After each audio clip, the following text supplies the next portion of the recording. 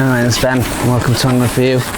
Today we join me at Birkwood Fisheries where we're fishing on Emily's pond, and it's just one of those fun sessions today where we're doing the part 2 of the island fishing that we fished the other day, and we're into his first fish.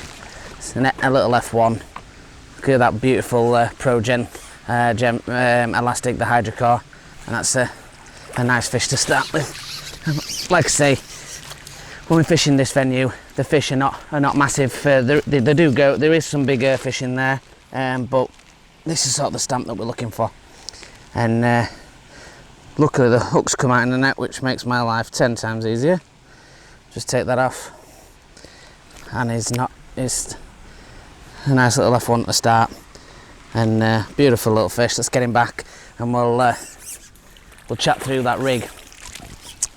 Before I go on to about the rig, and I'll show you in detail when we get closer. The baits that I'm using today, I've got corn, I've got pellet, which is what I'm feeding a 4mm, but I've been catching on expander. Now expanders, a lot of people think that they're a winter bait, and that that's the main time to use it. I tend to use it a lot of times, double expander down the edge. Well, today I want to show you a different way of fishing it in regards to what we flavour it with and how we fish it, opposed to fishing a hard pellet like we did last week.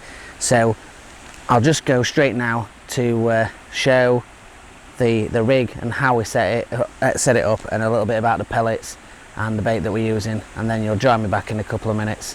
Hopefully we'll catch some fish. Right guys, let's give you a little run through of what we're fishing today. So I've got, starting with the elastic, a 9 to 13 hydrocore Pro Gen elastic, pink, super soft, super supple, perfect for these F1s up to small carp on these sort of Snake Lake kind of venues, and that's fishing 016 Pro Gen Pro line. That's all the way through with no uplink. It's straight all the way down to, as you already know what I'm going to say, a KKMB, and that's a size 16. And the float of choice today is one of the Pro Gen 0.2 sort of chimp style floats, really small. As you can see, it's not much bigger than my thumb, and obviously that's perfect for fishing in shallow waters like we're doing today. We're fishing around the 18 inches, which is on the deck. Well, it's just off the deck, and I'll go into that.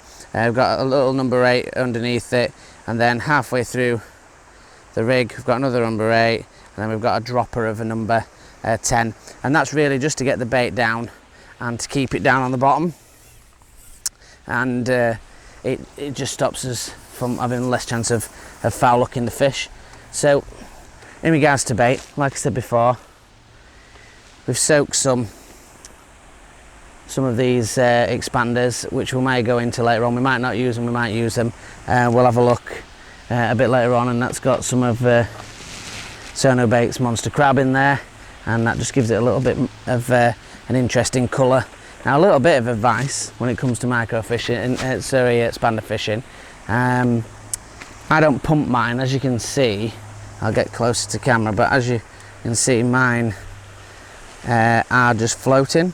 What I do is I get one and I pinch it under the water and then release it, but keeping it in my fingers, and now that one will sink. If you notice, straight down to the bottom, and it sinks, and that will do it every time. That's effectively you're doing what you would be doing in a pellet pump, by creating a vacuum inside the pellet, which then sinks the pellet, and that's really just what you do in a pellet pump, and we're just repeating that, but obviously doing it with his hands. So pellets feed wise, I've got 4mm, just standard pellets, and I've got corn as well as a standout bait, and that's what I just had that first fish on, and that's what my main target bait would be this time of year.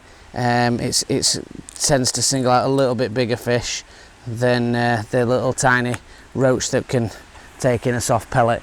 Although if we do get some carp in the peg, I may switch back to expander or double expander to try and snag one of those.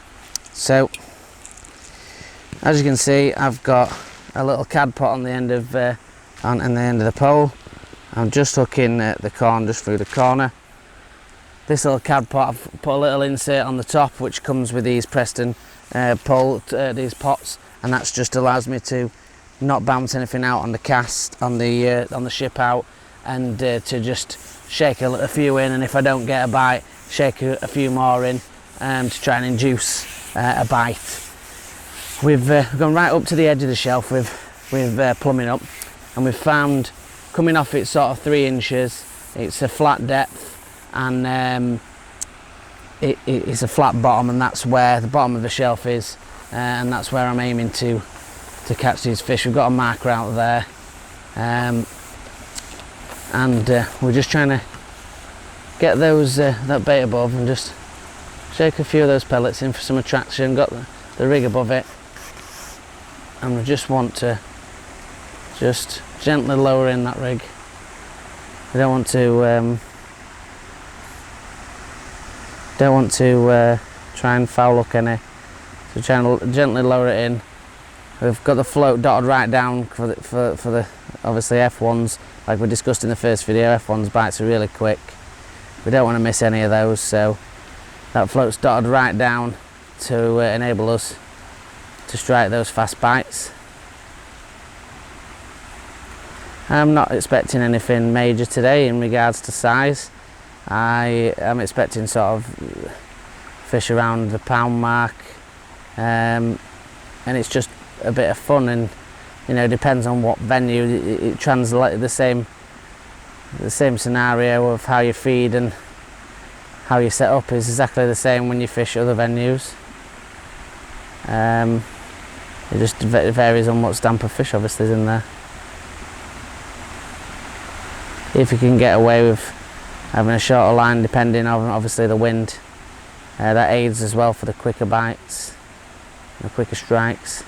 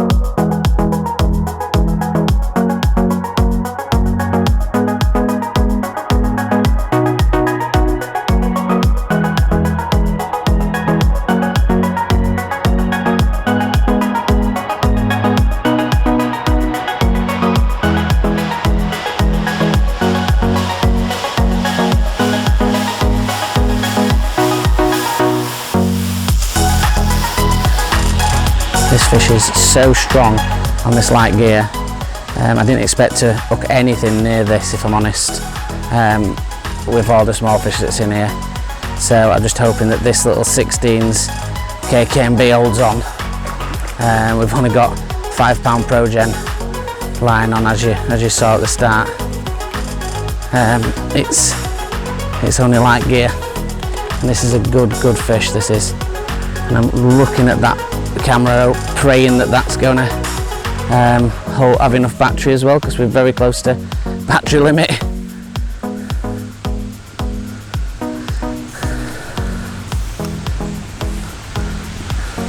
Just going to shout over to Glyn. Glyn, this is a good fish, this. Oh yes, that's a beautiful fish. Let's get his head up. Oh, we can shuffle him in the net. and it's definitely a double figure fish. There's no question there. Oh my god, now that is what you call a fish. I'll get the camera switched off and we'll get this on the net and we'll have a look at it properly. Right guys, we've got this fish unhooked. He's still very lively, so this is going to be quite interesting picking this up, but we'll give it a go. Like I say, he's easily into double figures. We'll just gently lift him out the net.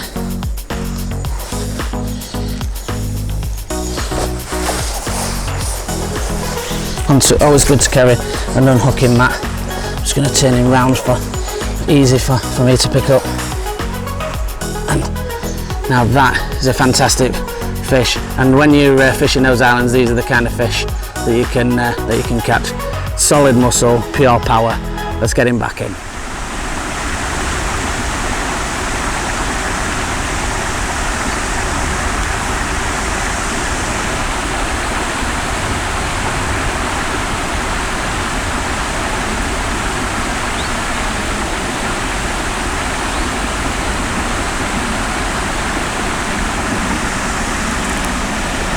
Another fish now. This one's a little bit better, but it's still only a smaller F1. That one just took a single grain of corn, that one.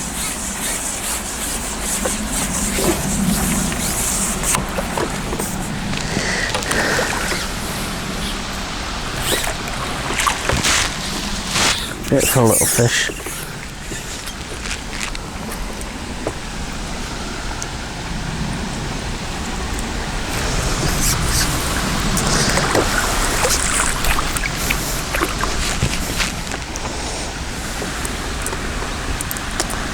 So I hope these couple of episodes have been helpful to you.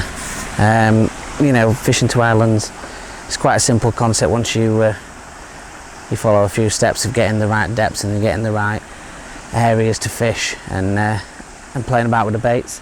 You know, you can have venues where you fish islands like this or fish to features and we're catching 5, 6, 7 pound carp every drop. Obviously this isn't one of those venues. But it's still just as fun to do it. I know I'm going to be catching pretty much one a go for the rest of the day, and fishing's all about enjoying yourself, so I'll be happy to do that. So yeah, follow us on the Facebook group and the Instagram, and just have a look, flick back through the videos. There's lots of playlists there of various different things. Whether it's tackle time for information about tying rigs, tying elastics, things about the kit, then there's reviews, there's also the feature films. We just didn't film the catch. If you haven't checked that out, try that. It's a 24-hour challenge with 3 different venues, 3 different challenges. That was a great experience to film. Definitely worth a watch. It's a long one, but it's definitely worth a watch. And then obviously we've got lots of other things with tackle reviews, unboxings, everything. And then if you feel like you've got a comment or you haven't seen something, there's something that you want to get covered and you've not seen it be covered, just let us know, and then we'll get that film for you and hopefully put that up for you to watch. So thanks for watching. Join us, like I say, on the Facebook group and the Instagram. Like and subscribe. Tight lines.